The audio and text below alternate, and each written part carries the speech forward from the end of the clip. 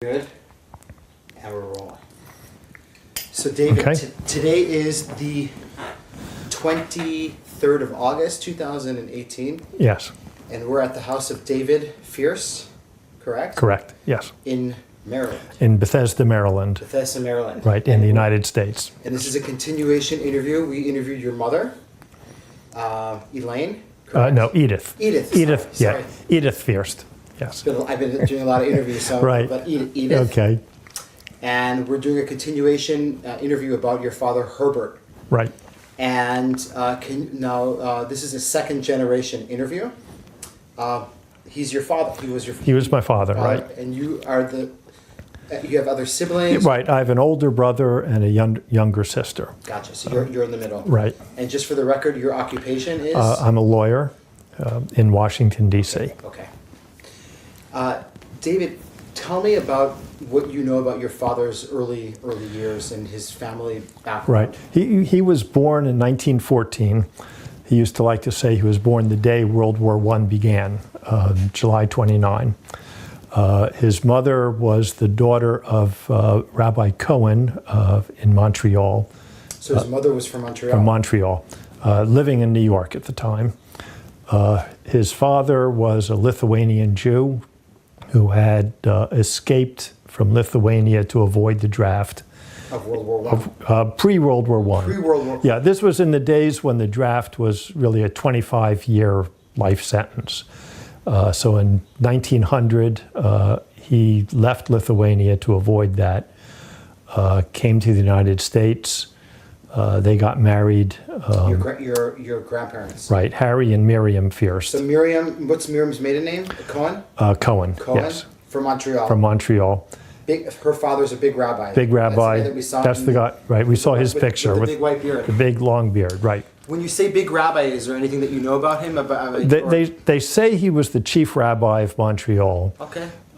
That's and really all I know. His name? I think his first name was Tzvi. Tzvi, okay. And last name Cohen. Tzvi, okay. Yeah. And your parents meet in New York? My parents, yes. They met in New York in 1947, give or take. No, not your parents. Grandparents. My grandparents. Sorry, I said your parents. Right. Sorry.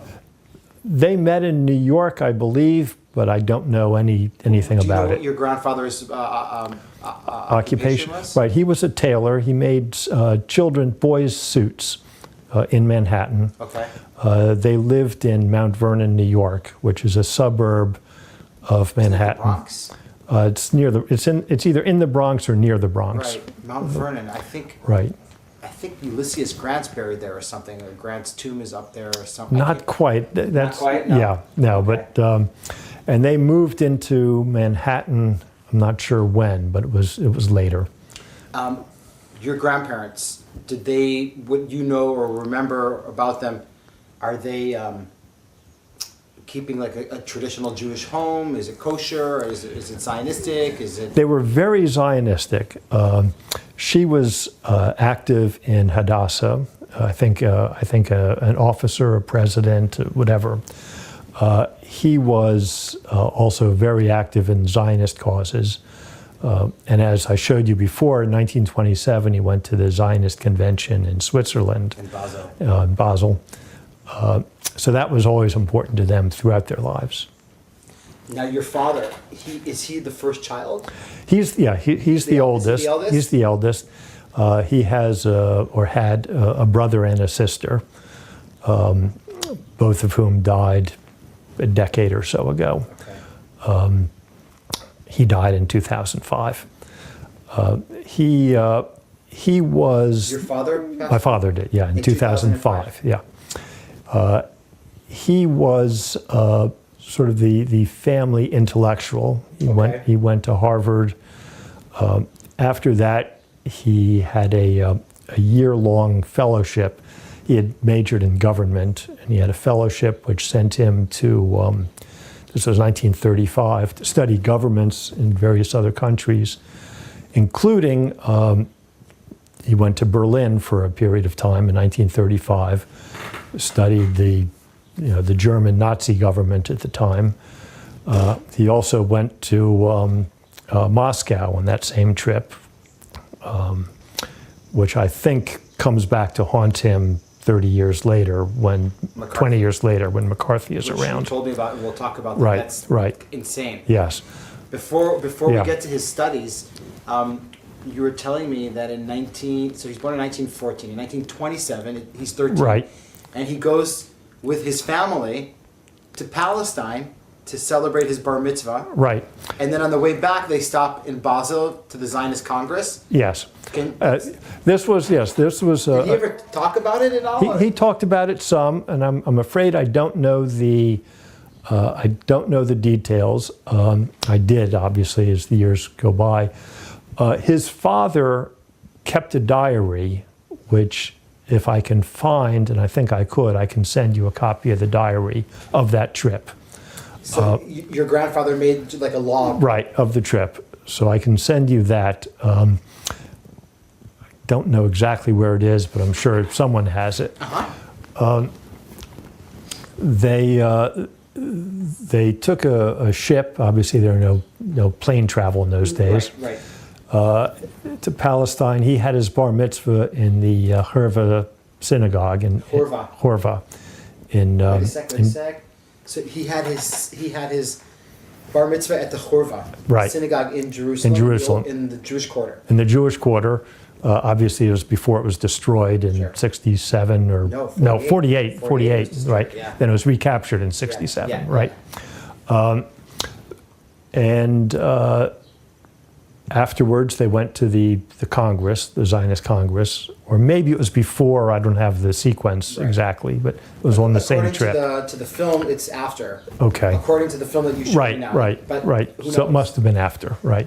Did your father ever tell you about his memories of his bar mitzvah, or? He told me a few things about the trip. But nothing like... Nothing really about the bar mitzvah. I think somewhere there is a copy of his bar mitzvah speech floating around, which if I can find also... Well, when I leave, we're gonna switch emails and because anything that can be found, especially the log of your grandfather. Right, that would be interesting. Your grandfather. And right. stuff like that. So he grows up in a very Zionistic house. Yes. And he goes to Harvard. He went to Harvard. That's very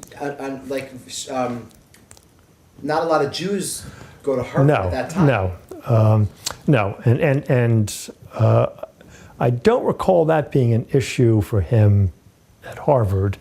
He later went to law school and his first job was a lawyer in New York, and there were quotas on Jews in the big firms then. That was limited, and there was an undercurrent of anti-Semitism among the wealthy and the legal establishment of the time. How we say waspy. Right. Yeah. Right. But your mother mentioned that he went to Yale or to Harvard. Went to Yale Law School. So he went to Harvard. Right. As like a BA, as like a first degree. Right. What did he do his first degree in? Do you know? Yes, he had a degree in government. From Harvard. From Harvard.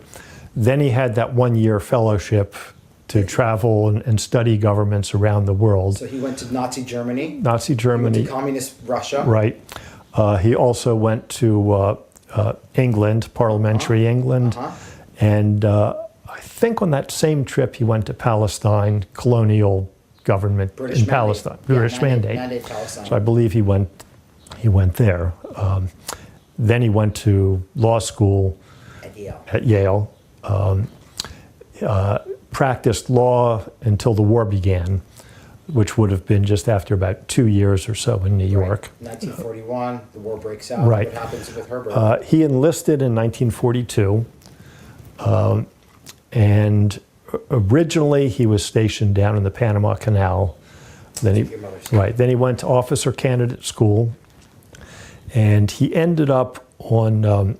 But he ultimately was on General Eisenhower's staff in the pre-D-Day planning for post-D-Day governing the liberated territories. And then after D-Day... Did he ever talk about those times? He talked about life in England pre-D-Day, right, Pre-D-Day, yeah. right.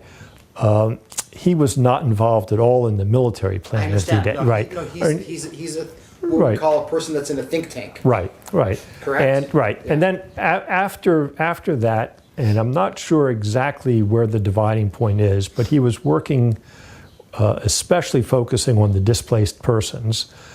And at some point he was doing that with the Army and at some point with the State Department. And I'm not sure exactly when he switched from one to the other. But that was shortly after the war. So he was dealing with the DPs, or not Right. physically, but in theory, Right. what to do What with to these do with people them. and how to settle, because most of them didn't even want to go back. Right, well, there's no place to go back to for a lot of them. I mean, Yes. Yeah, it's not, Yes. yeah. And there's even the stories of some Polish Jews that did go back and were massacred. Right, Yeah. So right. Right. So at some point after the war, he really makes so does he ever finish his law degree? Oh yeah, he had finished his law degree back in 1938 or 9, and then he went to work for a couple of law firms. And then the war. And then the war. Okay, Right. Okay. And then the war broke Right. out. So He was living in right, New York City. Right. I asked your mother. I said, because they met in '47, and I was Right. like, but such a good-looking guy, Right. successful. Was he married before? And she was like, he was okay. That's what your mother said. Yeah. He was okay. yeah. He was not married before. Right. So he came back to the U.S. He had gotten involved with General Hildring. Okay, who's General Hildring? He was also on Eisenhower's staff, and he went to the State Department, and he was very much involved in the displaced persons and what to do with the liberated territories. Herb went back to the State Department with him, and the two of them were instrumental in getting a lot of displaced persons either into the U.S. or to places other than sending them back to a destroyed town in Poland or whatever. I'll show you later, and I don't know the details, but in the oral history interview he gives a few examples of how they managed to get some of the displaced persons into the U.S. That's also something that I want to point out for the record. Right. You do have somewhere an oral interview, a recording of Right. an interview that he gave mostly about his issues with the McCarthy period, but also about, and we will try and find that, if not Right. now, but some other time during the future, but I Right. just want to say it on camera that there is something like that. Yes, that I have, so that I'm sure I can that give. you do I do have. have. Oh, I do okay, have that. okay. And in it, he describes some of the incidents when they did manage to get some displaced persons into the United States. There were strict quotas at the time, and as to who could come in and how many. Yeah. And the two of them got Truman to instruct the State Department to bring in one group that was beyond the quota. And Herb liked to laugh and tell a story about how General Hildring really maneuvered someone into breaching the quota to bring these, I think there were 200, into the U.S. And the details of that will be in this Tell me a oral little history. bit more about this general. His name again? Hildring. Hildring. So he was your father's superior. He was his superior in the Army. Okay, and did he have some sort of Zionistic background? Or I don't think so. Sympathetic to the. He was certainly sympathetic. I assume he was not Jewish. Yeah, it doesn't sound like it, but. No, I don't think there were many Jewish generals in those days. No. So I don't know. And then, so that takes us through some of the late 40s, and then we get to the creation of Israel. Right, we get to the creation of Israel. Just for the record, your mother and father meet. She said that they got married in 47, I think. I think it was 47. Just so that yes. we're going through the chronicle part of. Right. And your father's in D.C. He's working for. But what is his exact job in the State Department? Do you know what his title was? I don't know his title. Okay. No. Okay. That would be. I'm sure that's in that oral history. And that would show that. They met in New York. Both sets of parents lived in New York. I don't know how they met. They got married in 47. my brother was born in 48. I was born in 50. Okay. My sister in 52. Okay. Anyway, they were living in D.C. in the late 40s when he was at the State working Department. At the State Department. Right. Now, here comes the main chapter of what we want to try and discuss is basically the 1947, it's actually June 29th, 1947, the UN votes on partitioning Palestine, Right. mandatory Palestine into two parts, the Arab and the Jewish part. And of course, the Arab world is completely against it and Right. doesn't even understand why it's being put on and here's a chance to put the foot in the door Right. for the Jews, and your father is doing some stuff behind He's doing some stuff behind the scenes. because the Secretary of State at the time is George Marshall, who's not sympathetic to the Jewish. No, he was a great hero in World War II. At this point, he was not in favor of a Jewish Israel. He was more in line with the Arab countries. And there was a great deal of infighting at the State Department. And I wish I could tell you the details of his role. I know we had talked about a document earlier this morning which talks about one incident where he had, behind the scenes, helped get a personnel change which advanced the cause. Right. I really can't. If we want to pull that out, I could take a look at it, that document we were talking. The one that you and I were talking about this morning. You had showed me the news article. So can I go bring your phone? And Sure. Sure. Where is it? Why don't you stop this? I've got that. I've got it in my pocket. Yeah. We can keep it going. And I'm actually going to go get my drink. Okay. The camera's still rolling. I mean, this stuff isn't edited. Oh, okay. So I'm just going to go get my drink.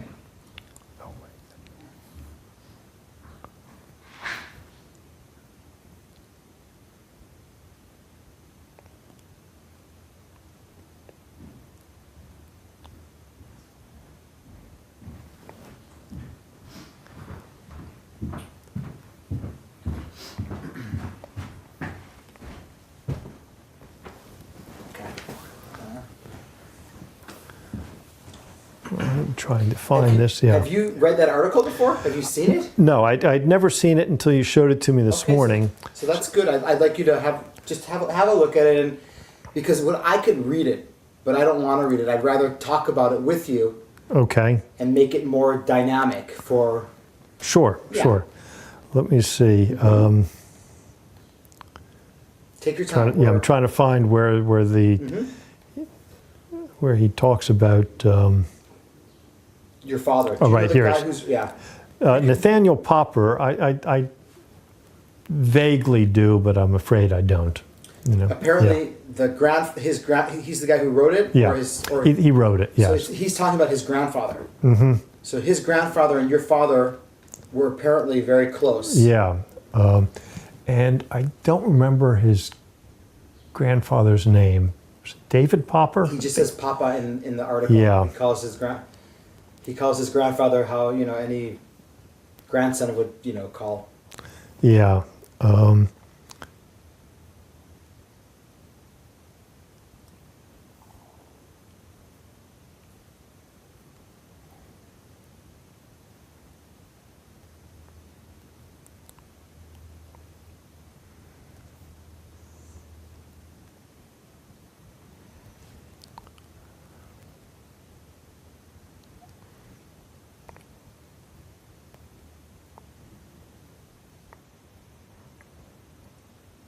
Right. So the person who wrote this article, his father was also at the State Department, also working with Herb on trying to get Israel created.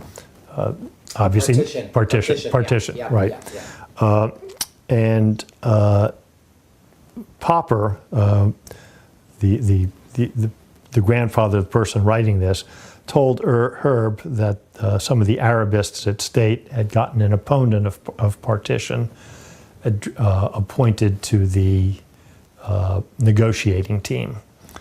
And so my father managed to get word to President Truman to put someone else on the team that would help the negotiations. And he did this through General John Hildring, who we've mentioned before. Exactly. That's his first name. And so ultimately, Hildring managed to get someone on the team who was pro-partition. And obviously, no one can say that this made the difference, but it's a step. This is one of the many steps that happened behind the scenes that move things forward. And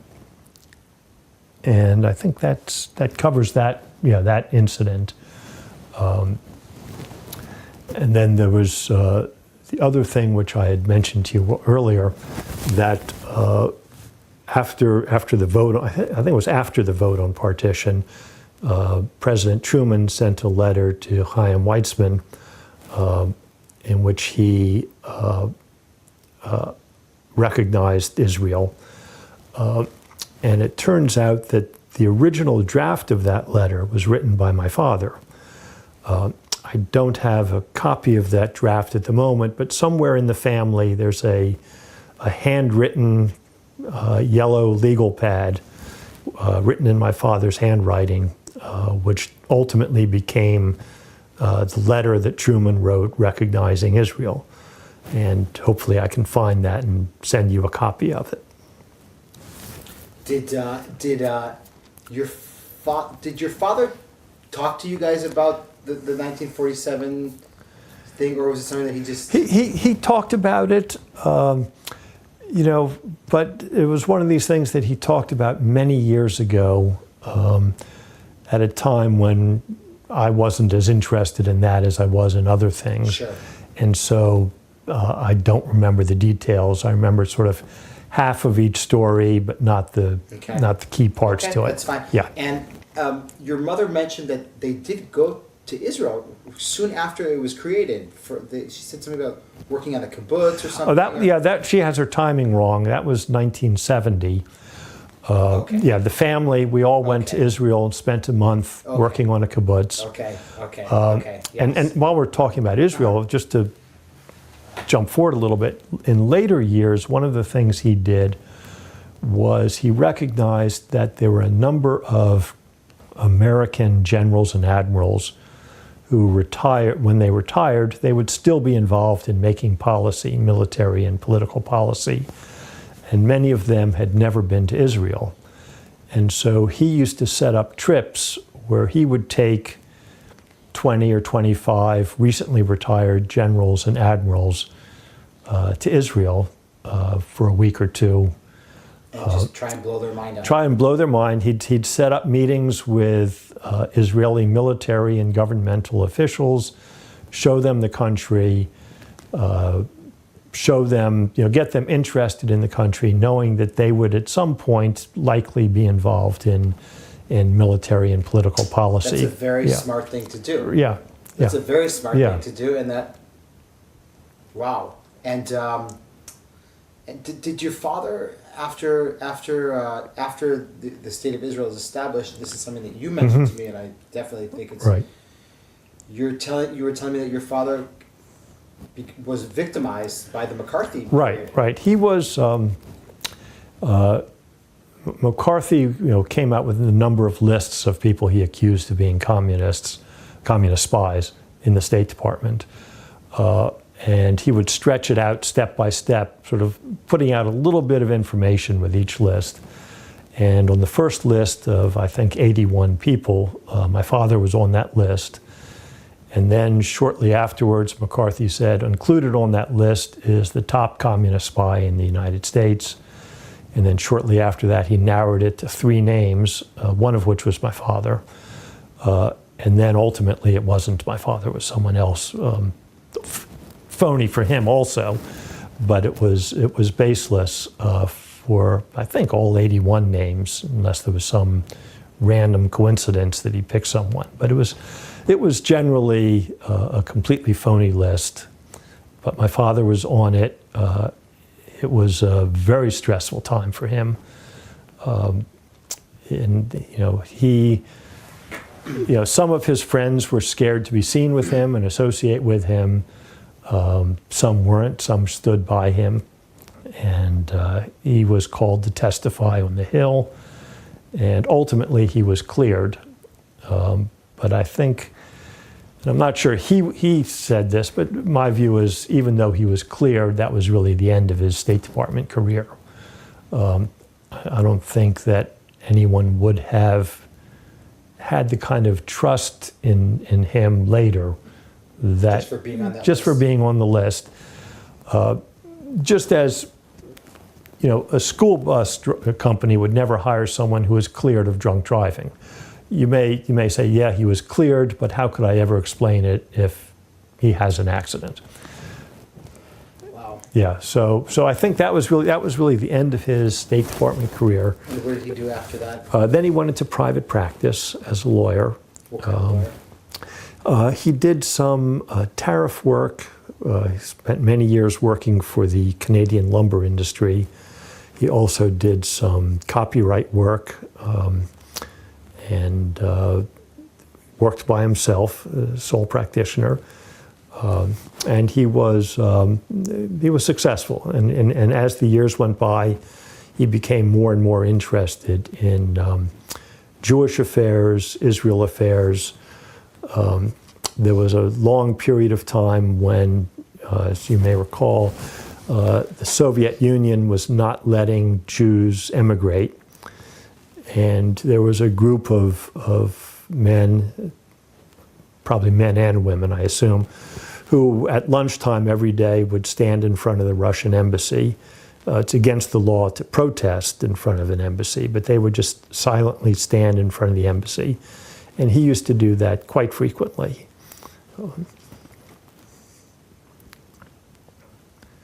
Wow. Yeah.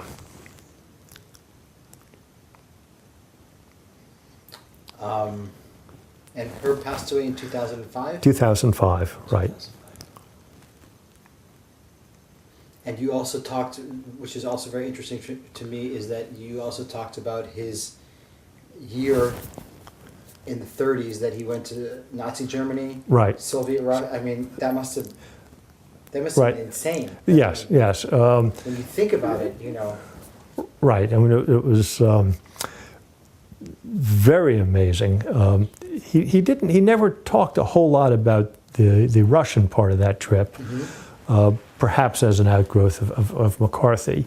But he did talk about going to Berlin and sort of the atmosphere of fear there, and how he at one point went to interview a government official. I don't recall which official it was, not someone that later became prominent. And how, you know, when someone he was asking, you know, how do I get in to see this guy? And someone told him they're very impressed with documentation. And if you can get something like your Harvard diploma with a ribbon on it, that will get you in the door. And it did get him in the door, and he talked to him. And in the middle of this interview, there was a great commotion outside, and they stopped the interview and looked out the window, and Hitler was coming by in his open car right underneath the window of this guy's office. So he used to tell about that, how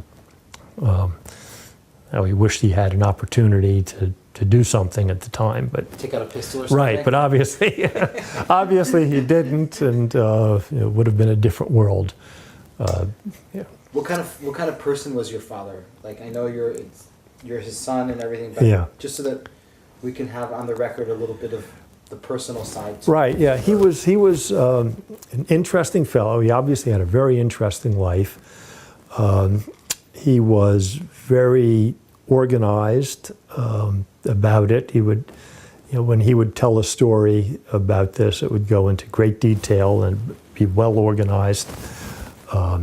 He was dignified, you know, except at football games. Okay. You know. Okay. That was He was a big football fan? big football fan, and that and baseball games were the two things that he and I used to do together a lot. He used to really enjoy going to Israel one of the things when we spent a summer on a kibbutz that he enjoyed was he was painting the playground equipment for the children's house there, which he loved. He loved having, spending time with those kids. And then later, when the three of us began to have our own kids, he used to, love to spend time with his grandkids. I guess that about covers that. Yeah. Okay, good. Well, we're going to stop now, and Okay. maybe we're going to stop this.